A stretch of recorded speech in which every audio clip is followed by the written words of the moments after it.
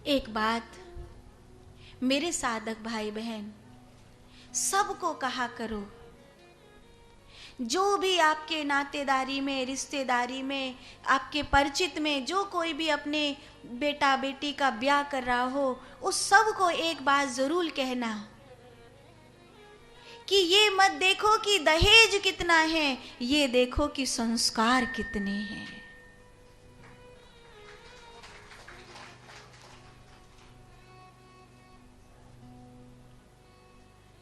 किसी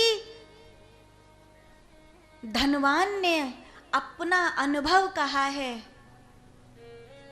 कि मैं धनी था और मैंने धनी के लिए अपने पुत्र का ब्याह में इतना इतना बड़ा दहेज मांगा, इतना बड़ा ब्याह किया, लेकिन आज हम दोनों पति पत्नी अकेले रहते हैं। हमारी बहू हमें 2 रोटी बनाकर नहीं देती है। कितना बुरा है। सास बहू की रसोई अलग अलग हो ना, कोई मजबूरी हो तो बात अलग है, बाकी नहीं होना चाहिए। लेकिन आज ले दे के एक तो बेटा होए, और वह एक बेटा की भी ऐसी स्थिति है कि वो माँ की सुने कि बीवी की सुने। कुल मिला के रसोई 2 हो जाती हैं। जिस घर की रसोई 2 हो गई, उस घर के मन कभी एक नहीं हो सकते। पेट से होकर के दिल का रास्ता जाता है।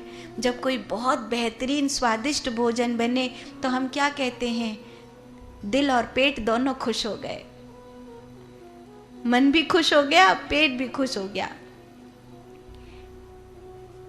पहले की मैयाएं अपनी लड़की को कहती थी, बेटी पति के दिल का रास्ता पति के पेट में होके जाता है, भोजन अच्छा बनाना सीख ले।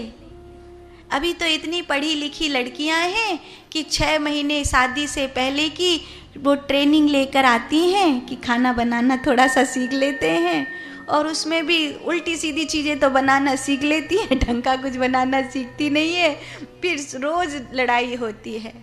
अच्छा, मान लो कि कभी ऐसा हो कि उसके पास नहीं है, मुझे नहीं आता बनाना, जैसी कढ़ी मेरे घर में बनती है, जैसे पुए मेरे घर में ससुराल में बनते हैं, जैसी सब्जी मेरे ससुराल में बनती है, जो चीज़ मेरे ससुराल में बनाई जाती है, मान लो किसी बहू पे नहीं आती, तो एक सास के रूप में अगर आप हो तो कह दो बेटी मैं सिखा दूंगी। और एक माँ के रूप में हो तो अपनी बेटी से कहो फोन करके मुझे मत पूछना, अपनी सास से पूछ। तेरी सास है ना वहाँ, तू फोन करके मुझसे क्यों पूछ रही है कि कड़ी में छौंक कैसे लगाना है? अपनी सास से पूछ। तू फोन करके मुझसे पूछेगी, फिर बना के देगी, फिर तेरी सास ने प्रशंसा नहीं करी, फिर तू रोएगी, घर टूटेगा। अपनी सास से पूछ कैसे वो छौंक लगाती है, वैसे जो से लगाती हो वैसे लगा दे तू, जैसे वो बनाती है वैसे बना दे। मैं तो तेरी माँ हूं, मैं जैसे बनाती थी मेरे घर में, मेरी सास जैसे बनाती थी मैं बनाती हूँ। अब तू पराए घर में गई है तो तू मुझसे क्यों पूछ रही है कि कैसे बनेगा? अपनी सास से पूछ। तुम्हारी बेटी का घर छोटी छोटी बात से टूटना नहीं चाहिए। तुम्हारी बेटी का घर छोटी छोटी बात से टूटना नहीं चाहिए, इसमें तुम्हारी जिम्मेवारी है।